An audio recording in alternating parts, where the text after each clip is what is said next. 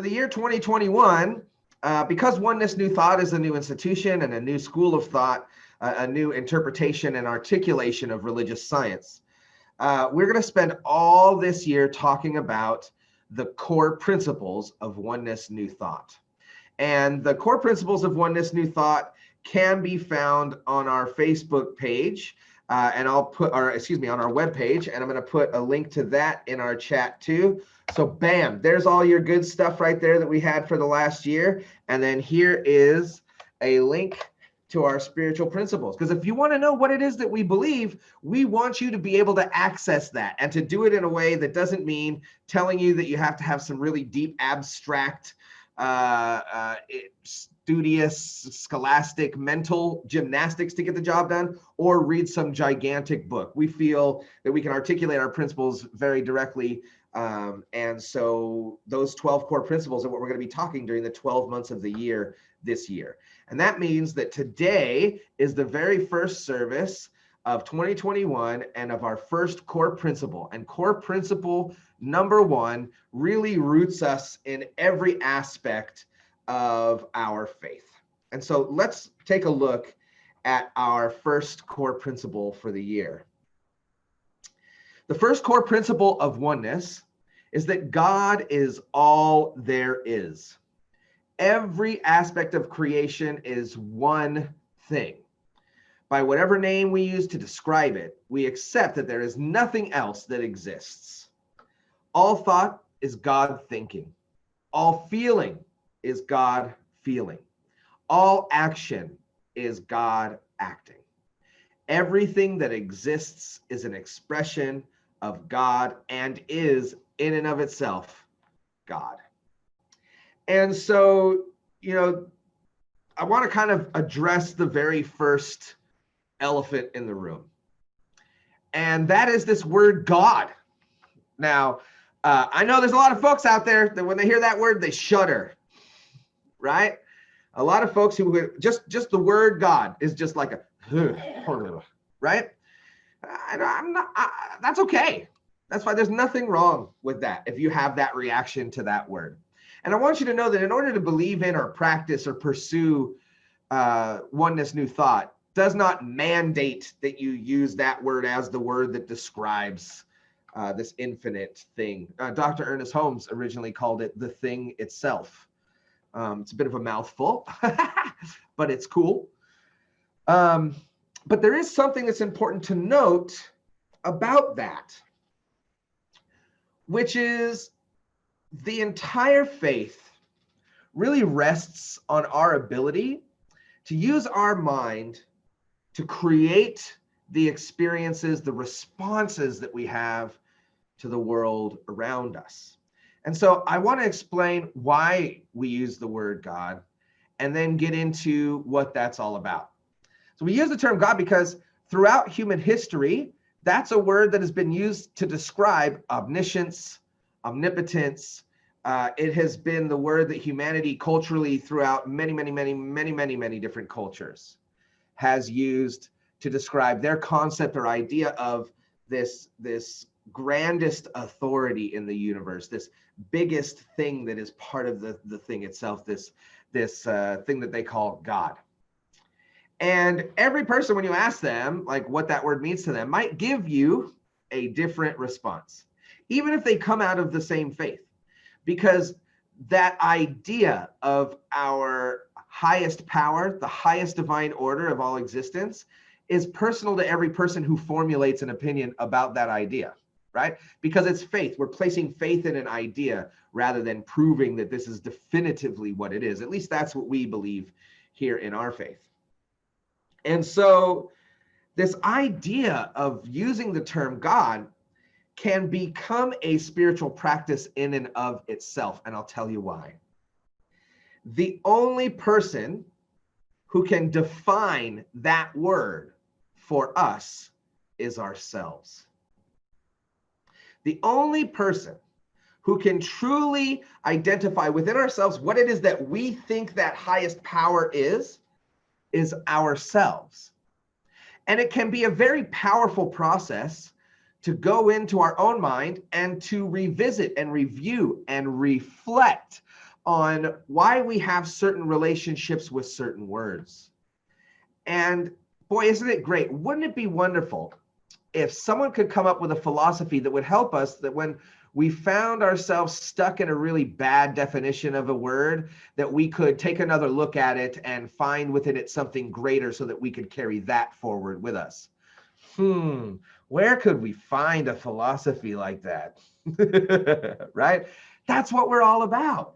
And so it makes sense for us as a new institution, as a new, very specific school of thought teaching religious science, that we articulate that we articulate this concept for ourselves of what is the thing itself and what is God. But also because when we want to have conversations with other folks, it's kind of important for us to have a shared language, don't you think?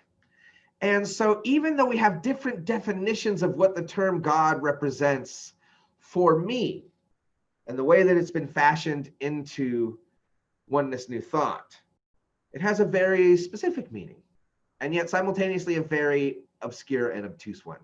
So let's talk about this idea that God is all there is. And I'm reminded by Jill Pekowski in the chat here, one of my favorite words to use to describe it is ineffable. And her husband would be very quick to remind all of us that that means that God cannot be effed. So it's ineffable, which is not what it means. But it means that it's so much more than what we could possibly describe. No matter how much time and energy we spend describing what we believe God to be, we will fail to fully articulate all of what God is. But one of the ways that really helped me connect to this when I was young, and I'm pretty nerdy, so I like to lean into a lot of my old nostalgic nerddom. And one of the things that helped me connect to this idea of God was Star Wars, right? Because as a young kid, I didn't have faith.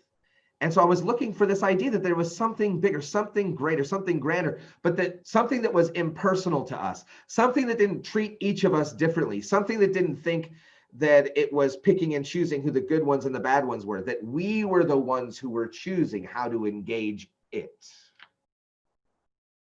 And so when we talk about this idea that God is all there is, we're really talking about that Ness, right? The topic on today's talk title was Oneness, right? And what is that Ness? What is that oneness that is in everything, as everything, through everything, for everything's highest good? And when I say like the oneness, I don't mean the one Nintendo Entertainment System to rule them all, okay? Right? I mean that essence, that thing that everything is made out of. If you could imagine it like a gigantic Lego set, if you built the world's largest Lego set, no matter how complex and how vast and how big or small or creative, no matter what you built, everything in that set would be made of Legos, right? But we take it one step further here by saying that not only are the Legos God, but the thing that put the Legos where they are is God. The thing that had a creative thought that was a Lego is God. The thing that decided to create different shapes and sizes and colors of Legos is God. And the thing that was creative enough to take all of that and create the magnificent landscape of that, you know, what would we call that? Like the Lego-dom is the one thing. And all of it is a part of that. And so this month, we're going to go through each Sunday and we're going to talk about some of the different lenses through which we can view God, because it is so vast. And one of the things that I personally, me and my ministry are really engaged in is this concept of diversity, inclusion, this concept of really taking advantage of the multiplicity of what God has created on earth. And it's interesting, you know, I've heard this several times in trainings and at seminars and in conversations, which is that we have this weird culture right now of diversity that thinks that diversity is a thing that we make. But in reality, diversity is a latently demonstrable truth. Think about it. Diversity isn't something that you make. Diversity just is. It just is. The number of kinds of trees, the number of kinds of grasses, the number of oceans, the number of stars, the number of hairs on some people's heads if they have hair, right? All of it. All of those different ways of expressing and being the divine come from and are themselves the one thing. And so what does that mean for us, though? Like, what does it mean for oneness? What does it mean to have that ness in everything, that divineness, that beautiful ability to have creativeness, to have inspirational and aspirationalness, something in everything that is just absolutely unfolding, evolving forward, always forward, always one direction, from thought and into creation. And when we think about God in this way, we have to really start retooling our own minds, right? Because if we believe that God is all there is, and we do, and we believe that everything and everyone is an expression of it, then when we think of God, we have to begin practicing what it means to look at everything as if that were the case. Now, I don't know about you guys, but when I put on my glasses and I look back at 2020, it can be a little challenging to find the Ness in some of that stuff. Anybody else? Maybe I'm the only one. You know, maybe in the chat you can out yourself as being one of those folks who looks back at certain times, certain experiences, and says, boy, I don't really want to have to tell myself that there's God in all of that. But what we know in this teaching is that if God is all there is, then there can be nothing beyond it. If it's all there is only one, and that one thing is God. But we also know that that one thing is so diverse. It expresses in so many beautiful, creative ways. And when we invite ourselves to begin to view the world through that lens of oneness, we begin to find ourselves rethinking a lot of stuff that we've already thought up. You know, our mind is this giant reservoir and recess full of all of our past thinking. Like anytime we've ever thought anything in our head, even if no one else could hear it, there it was in our mind. And it has an effect. It settles in. The sediment of those thoughts settles into the bed of our subconsciousness and becomes the way that we think about and we see the world. And so when we shift our idea of what God is into that idea that God is everything, and then we recognize the divine principles that make up that everythingness: peace, beauty, joy, truth, love, life, and light. When we think about the idea that everything has all of that in it all the time, we begin to think differently. Now, thinking differently is important. Thinking differently is like the root of the whole process. However, if new thoughts do not inspire new behavior, then we find ourselves on an intellectual journey and not a spiritual one. And so when we say God is all there is, we need to use our intellect in order to help us reflect upon it, envision what it would do in our lives if we tapped into it, meditate on how it can inform us on what we're doing right now, pray through it to empower its presence in our mind and in our experience. We need to embrace and grab onto it and hold on to it. And so it's good that we use our intellect as a tool to work with the divine. But remember, if God is all there is, then God is all intelligence. If God is all there is, then God is every reflection, every vision that has ever existed, has existed in the mind, in the heart, in the spirit, and the soul of that one divine universal presence that I choose to call God. And then I invite you to call whatever you want. But boy, if this idea this feeling of like, oh yeah, it's everywhere, it's everything, it's all of that out there, but also it's all of this in here. It's all of this right in here. If we cultivate that feeling, we can take that feeling and apply it to this word of God, so that whenever we hear the word God, regardless of who's speaking it or what their intention about it might be, it can be a reminder for us to come back to this place where we see the wholeness, the perfectness, the diversity, and the brilliance of God. Then that becomes the new way that we experience that word. And that becomes the new lens through which we view people who use that word. Even if they use that word in ways to describe things that aren't what we believe, we have to be the ones who enact our mind and say, bruh, I'm not going to be bothered by this word or this other person's opinion of it. I'm going to recognize our oneness in the fact that we would even contemplate or consider these ideas as human beings, as living expressions of the divine. And so as we move through this week, especially, there's a lot of people out there doing the New Year's thing. Anybody doing the New Year's thing? If you're doing a New Year's thing, feel free to put that in the chat right now, and to know that our staff and our board and myself and the rest of our community will be praying and supporting you in that endeavor. So if you've got something that you have already committed yourself to, some people call it a New Year's resolution, other people, intention setting, whatever it is. If you got together and did a vision board for your year, whatever the heck you did, right? What I want to invite you to know is that if you share that with this community, we're committed to love and nurture and support that for you. To pray, to know that that will happen.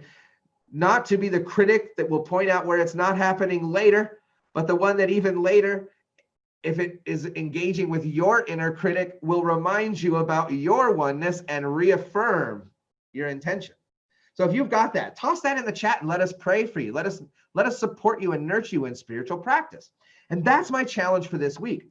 How can we, as a community, commit to each other that what we're going to do is not simply wrap our head around the intellectual ideas of this teaching, but that we're going to get in there and do our best to practice.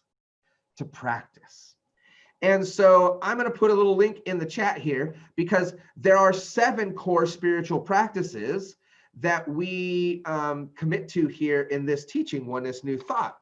And it's high time that we start talking about them and using them and sharing them with each other. And one of the great ways that you could do that this week, if you really wanted to, do a specific spiritual practice where you don't have to do any thinking at all, you just got to show up and experience it, then Kimberly Akers did this magnificent reflection for this year. I put that link in the chat again, and that's a great way to be in spiritual practice. But here's what I'm going to encourage. As a spiritual leader, it's not enough for me to just say, oh, this is how it is. We have this God. It's all that there is. And so, awesome, great, go have a good life, right? It's my responsibility as a spiritual leader to say, and it's worth investing our time and energy in cultivating our relationship with it so that it can improve our lives in ways that we choose to improve our lives, or so that it can vastly expand. For some folks, faith is the thing that you pull out when times are dire, right? But regardless of whether you're wanting to transform or transcend something in your life, or if you're doing something amazing and you want to strap like an afterburner rocket to it and give it an extra boost, doesn't matter. And everything in between, spiritual practice is a style of living. It is a living lifestyle in which you place those spiritual practices at the forefront of your being. And so it would be crazy if I didn't come out here as a spiritual leader and at the very beginning of the year, look you dead in the eyes and say, I am ready for you to achieve whatever it is that you'd like to achieve in your spiritual journey, and to support you and to nurture you in doing that, and to hold all of us accountable to doing that work, not with punishment, but with inspiration and with vision. And so, how might your life change in the span of a week if you were to commit to a spiritual practice every single day? If you already do that, what would happen if you added a little something to it that was new? If you've never done that, what would happen if you just picked it up and played with it and stuck with it long enough to see if you could get it to have an effect in your life? And so, if you're unclear about the way that we pray in this teaching, that's okay, because I'm going to drop another link here in the chat where you can go and learn all about the way that we pray. It's called affirmative prayer. And if you've been part of our services before, you've heard us say, please join me in this affirmative prayer. And if not, you'll be hearing it for the first time today. But what I want you to know is that there's no wrong way to do it. There's only the practice of it to become in greater relationship to it. And why do we want to have a greater relationship with our affirmative prayer? Why do we want to have a greater relationship with our spiritual practices? Because that is how we cultivate our relationship to the only thing that there is, the divine, God, Spirit. And I don't know about you guys, but I've never had a relationship that didn't involve me having to put some work into it. That's friendships, that's family relationships, that's spiritual community relationships, that's romantic partnerships, that's every kind of way that I am in relation with other human beings. And so we can embrace the idea that our relationship to the divine is universal. If it's all that there is, it's all that we are. And next month we'll be talking about that a lot. However, just because we have a relationship in our life doesn't mean we're getting all the goodness out of it that we could be getting out of it, right? And sometimes that means being the one who picks up the phone, being the one who reaches out, being the one who engages, being the one who says, boy, I'd really like to have more conversation. I'd really like to have more support. I'd really like to have more nurturement, more affirmation in my life. And then what good would it do for us to sit around and just pine for that? Spiritual living is about reaching out and seeking that, engaging that, embracing that. And if you're looking for a community of people to do that with, you have found it. You have found it. If you are enjoying these conversations that we have on Sundays and the services and the content that we share and all of the different videos that we're making and prayers that we're speaking, if you love all of that, I want to invite you to step into it this year and to be a part of it and engage in it and practice it for yourself, and also reach out to others and seek and find ways to practice it with one another. Because what good is spiritual community if it's just something to inform your intellect and then send you back out into the world to try and fumble around with it on your own? No, spiritual community is about us figuring that out together. And what we know is that God, as being the only thing that there is, infinite goodness, infinite potential, infinite opportunity, then we have to seize all of that potential, all of that good. And what better way to do it than with other people? Right? Like, if we're going to cultivate our faith in the one thing that is the divine, we need to start cultivating faith in each other as human beings. We need to believe that there is a goodness in us that is so complete and so whole that it has drawn us together. And that by talking about our faith and sharing our faith with others, we don't have to be out in the world proselytizing anyone else or telling them how to do it or defending the way that we're doing it. What we're doing is we're unlocking our ability for people to know us more deeply. When we embrace and engage a spiritual teaching like Oneness New Thought, we are sharing a large perspective about who and what we are with the world. And we're inviting the world, we're welcoming the world and our spiritual community to hold us accountable to those ideas. And sometimes that can be challenging. Sometimes that can be a pain in the backside. And yet, in the awareness of our spiritual kinship, that is the value that we add to each other's lives. It's the value we draw from our relationships to each other.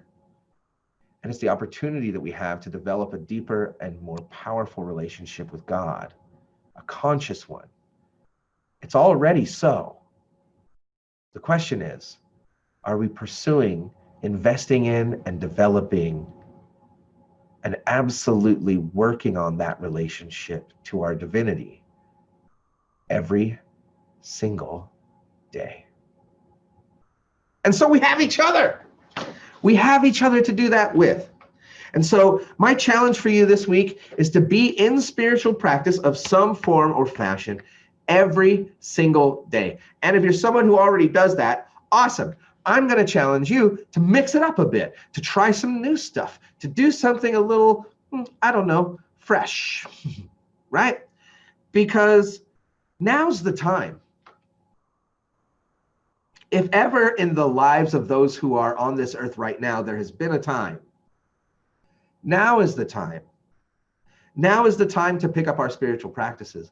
Now is the time to recognize the divinity of all things. Now is the time to realize that if our faith tells us that God is all that there is, that it's our responsibility to begin moving through and living in the world as if that were already so, because it is. And so this week, I challenge you not only to do that, but to consider being with each other, reaching out to one another. Even if that means coming to this video, looking through the chat, finding people that you don't know, and sending them an instant message or a direct message or a Facebook message, whatever the heck you want to call it, reaching out and saying, hey, I saw you there in service. And I just wanted to reach out and say hi and see what you're about and just let you know that I'm doing my spiritual practices this week and I'm supporting you in doing yours. Those little acts are not little. That's community. That's community. And so I invite all of us into a deeper sense of our awareness that God is all there is this week by nurturing the oneness that all of us share, by being together with one another in prayer and spiritual practice, and by really making a conscious decision to invest in our relationship to the entire universe. And so, what better place to start than right now? So I invite you to please join me in this affirmative prayer. Because what I know is that God is all there is.